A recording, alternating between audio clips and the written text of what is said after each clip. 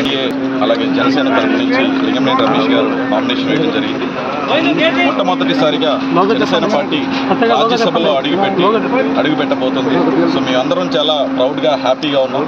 మా అధినేత పవన్ కళ్యాణ్ గారు ఎప్పటి నుంచో కూడా పార్టీకి కష్టపడ్డ వాళ్ళని ఎవరిని కూడా వదిలేయకుండా అందరికీ తగిన పదవుల్ని కట్టబెడుతూ ఉంటారు. సో ఈ ప్రక్రియలోనే లింగంనేని రమేష్ గారు కూడా పార్టీ కోసం ఎప్పటి నుంచో కష్టపడుతూ ఉంటారు.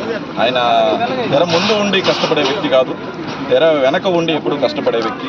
సో మా అధినేత అడుగుజాడల్లో ఎప్పుడు నడుస్తూ ఉంటారు. అలా కష్టపడిన వాళ్ళకి ఎమ్మెల్సీస్ కానివ్వండి, రాజ్యసభ కానివ్వండి, ఓన్లీ జనసేన పార్టీ మాత్రమే కష్టపడ్డ కార్యకర్త అనేది ఎవరైనా సరే, పెద్దయినా చిన్నైనా, రాజ్యసభనికైనా అసెంబ్లీకైనా పంపించగలిగే ఏకైక పార్టీ జనసేన పార్టీ.